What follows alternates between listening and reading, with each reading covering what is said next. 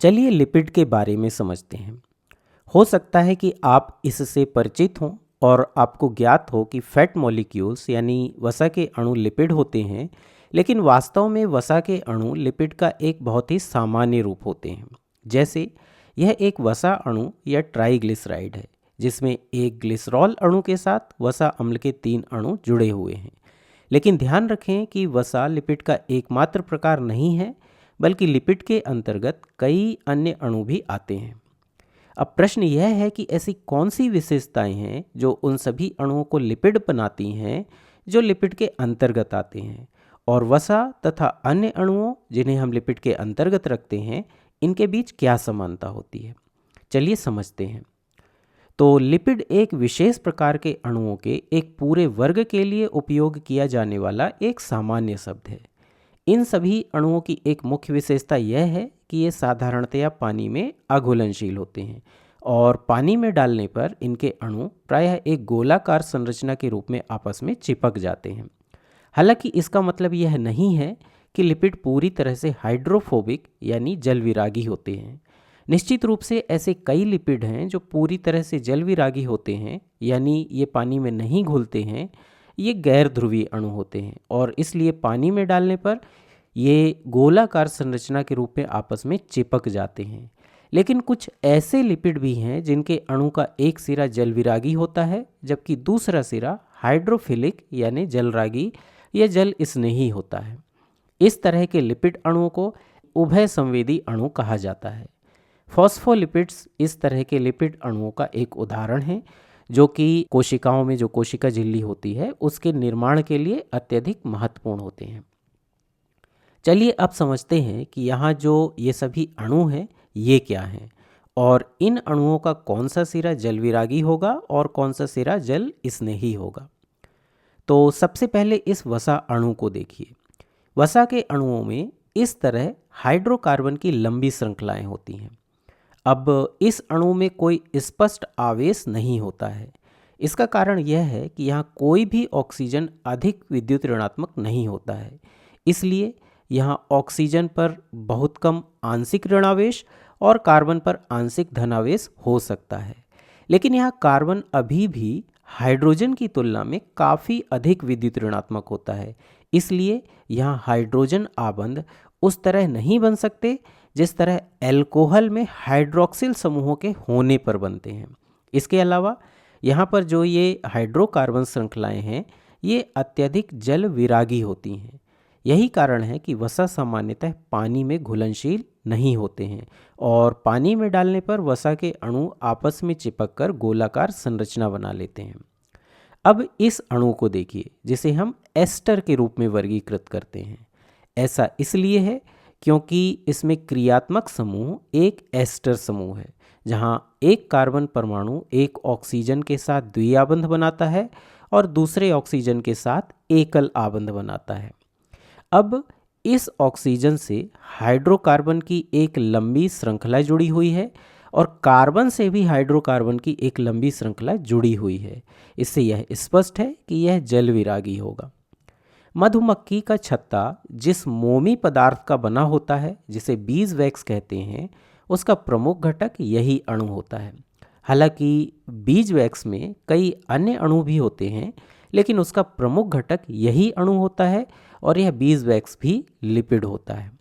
वास्तव में सभी प्रकार के मोम सामान्यतः लिपिड होते हैं और ये पानी में अघुलनशील होते हैं, इसलिए इनका उपयोग प्रायः पानी को वस्तुओं की सतह के संपर्क में आने से रोकने के लिए किया जाता है।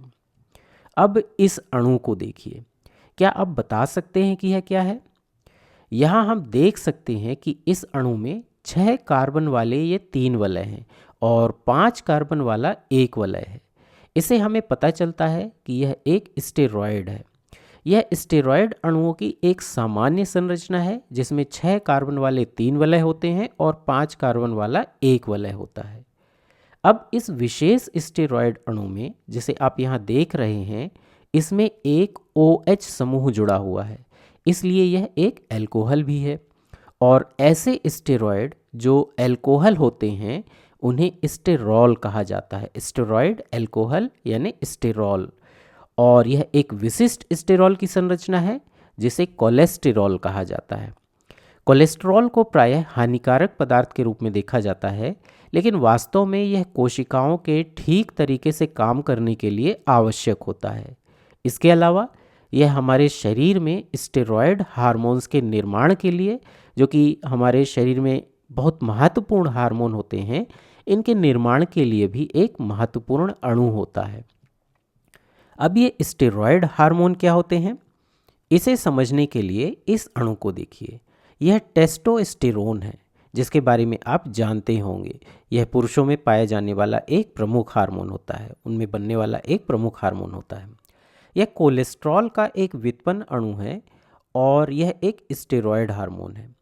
हम देख सकते हैं कि इस अणु में भी 6 कार्बन वाले 3 वलय हैं और 5 कार्बन वाला 1 वलय है, लेकिन इसमें नीचे OH समूह के स्थान पर एक कार्बोनिल समूह जुड़ा हुआ है, जिसमें एक कार्बन एक ऑक्सीजन के साथ द्विआबंध बनाता है, जबकि OH समूह यहाँ ऊपर जुड़ा होता है।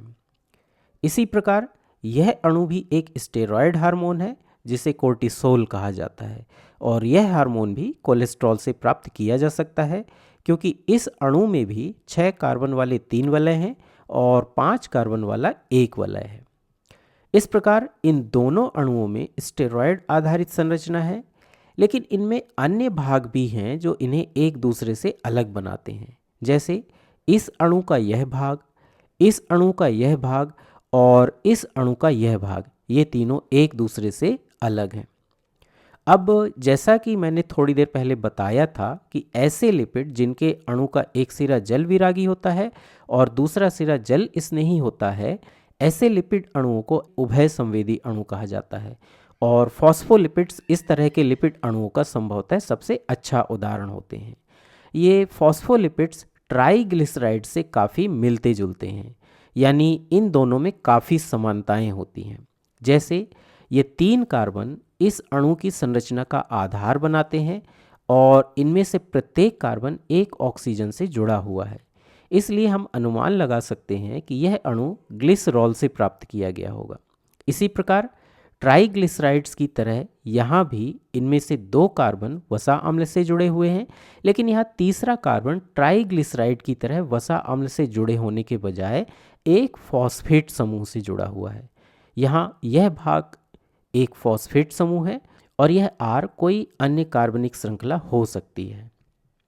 अब जब भी हम किसी उभय संवेदी अणु की चर्चा करते हैं तो ध्यान रखें कि हम एक ऐसे अणु की चर्चा कर रहे हैं जिसका एक सिरा जल विरागी है और दूसरा सिरा जल स्नेही है। लेकिन यहाँ जल विरागी सिरा कौन सा होता है और जल स्नेही सिरा कौन सा होता है?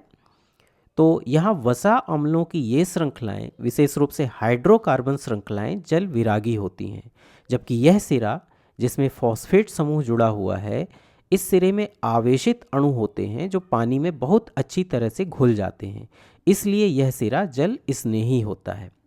चूँकि फॉस्फोलिपिड्स का एक सिरा जल विरागी होता है और दूसरा सिरा जल स्नेही होता है, इसलिए यह कोशिका झिल्ली के लिए अत्यधिक उपयुक्त होते हैं। लेकिन कैसे? चलिए इसे भी समझते हैं। तो मान लीजिए कि ये कुछ फॉस्फोलिपिड अणु हैं और इनके बैंगनी रंग से दर्शाए गए ये सिरे जल स्नेही हैं, जबकि हल्के पीले रंग से दर्शाए गए ये सिरे जल विरागी हैं। अब फॉस्फोलिपिड अणुओं का यह अभिविन्यास, जिसमें फॉस्फोलिपिड अणुओं की 2 परतें हैं, यह फॉस्फोलिपिड बाइलेयर कहलाता है। इनका यही अभिविन्यास हमें कोशिका झिल्ली में भी देखने को मिलता है, यानी कोशिका झिल्ली का निर्माण इसी फॉस्फोलिपिड बाइलेयर से होता है। अब मान लीजिए कि यह फॉस्फोलिपिड बाइलेयर से बनी कोशिका झिल्ली है और इसके नीचे का यह भाग कोशिका झिल्ली का भीतरी भाग है और इसके ऊपर का यह भाग कोशिका झिल्ली के बाहर का भाग है।